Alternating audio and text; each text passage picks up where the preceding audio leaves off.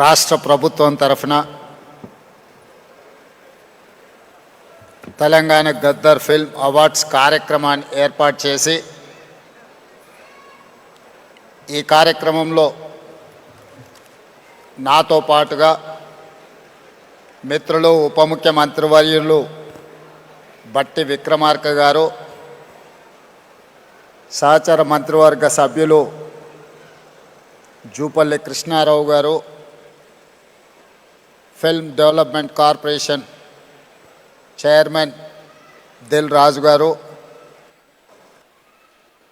Megastar Chiranjeevi గారు, కమల్ హాసన్ గారు,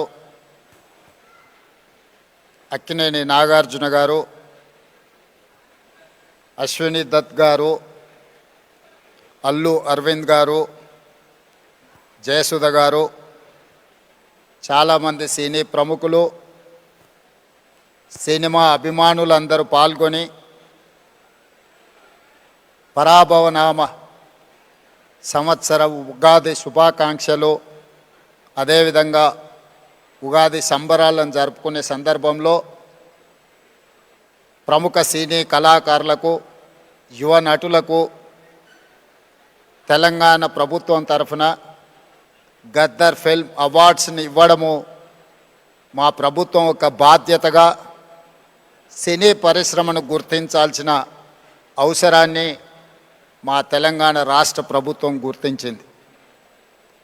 తెలంగాణ రాష్ట్రము హైదరాబాద్ నగరం అంటే ఐటీ పరిశ్రమలకు, ఫార్మా పరిశ్రమలకు, హైదరాబాద్ బిర్యానీకి గుర్తింపే కాదు, దేశ స్థాయిలో సినీ పరిశ్రమకు హైదరాబాద్ ఒక కేంద్రంగా రాణించబోతుంది, రాణించాలి అని చెప్పి ఈనాడు తెలంగాణ రాష్ట్ర ప్రభుత్వం భావిస్తున్నది. అదేవిధంగా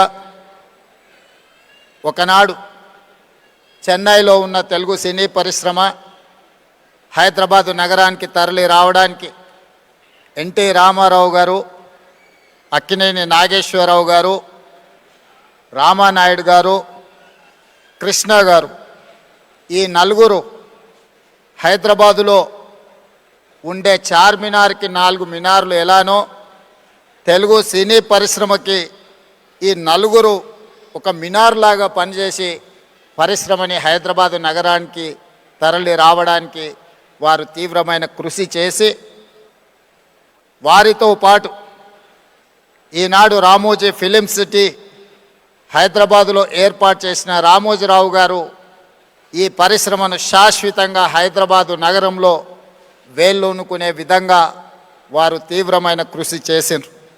వారితో పాటు కార్మికుల కోసం పనిచేసిన సినీ పరిశ్రమ ప్రముఖులను కూడా ఈరోజు మనం గుర్తు పెట్టుకోవాల్సిన అవసరం ఉన్నది. ప్రభాకర్ రెడ్డి గారు, దాసరి నారాయణరావు గారు కార్మికుల కోసం, ప్రభాకర్ రెడ్డి గారు తన సొంత స్థలాన్ని సినీ కార్మికుల కోసం ఇల్లు కట్టుకోవడానికి వారు దానం చేసి కార్మికుల పక్షాన కార్మిక బంధువుగా ప్రభాకర్ రెడ్డి గారు నిలబడడం జరిగింది.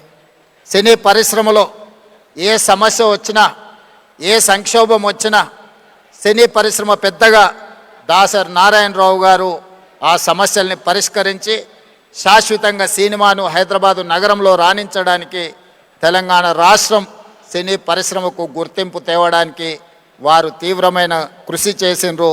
వారిని కూడా ఈ సందర్భంగా మనం గుర్తు చేసుకోవాల్సిన అవసరం ఉంది. అదేవిధంగా మిత్రులారా, కమల్ హాసన్ గారు ఒక మాట చెప్పిండ్రు. ఈరోజు హిందీ, తమిళ్, కన్నడ, మలయాళం లేదా తెలుగు అనేది కాకుండా ఈరోజు పాన్ ఇండియా ఇండియన్ మూవీస్ని ఒక గ్లోబల్ హబ్గా హైదరాబాదు తీర్చిదిద్దడానికి ప్రయత్నం చేస్తున్నది. ఇండియన్ సినీ పరిశ్రమ అంటే ఒకే గొడుగు కిందకి రావాల్సిన, ఒకే నగరంలో నుంచే ప్రపంచానికే గొప్ప సినిమాలను అందించాల్సిన అవసరం ఉన్నది.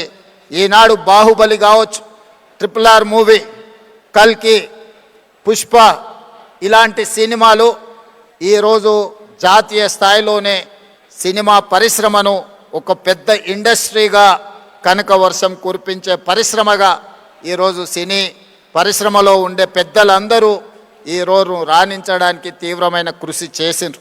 అందుకే ఈరోజు మేము తెలంగాణ రాష్ట్ర ప్రభుత్వం తరఫున సినిమా పరిశ్రమను, ఐటీ ఇండస్ట్రీ, ఫార్మా ఇండస్ట్రీని ఏ విధంగా గుర్తించినామో సినిమా ఇండస్ట్రీని కూడా అదే విధంగా గుర్తించి ఈరోజు ఆ సినిమా పరిశ్రమని ప్రోత్సహించాలి అని రాష్ట్ర ప్రభుత్వం నిర్ణయం తీసుకున్నది. కాబట్టి ఆగిపోయిన నంది అవార్డ్స్ కార్యక్రమాన్ని గద్దర్ గారి పేరు మీద పోయిన సంవత్సరం 10 సంవత్సరాల నుంచి వాయిదా పడుతున్న పరిశ్రమని తిరిగి గద్దర్ అవార్డ్స్ పేరు మీద కార్యక్రమాన్ని ప్రారంభించినాం.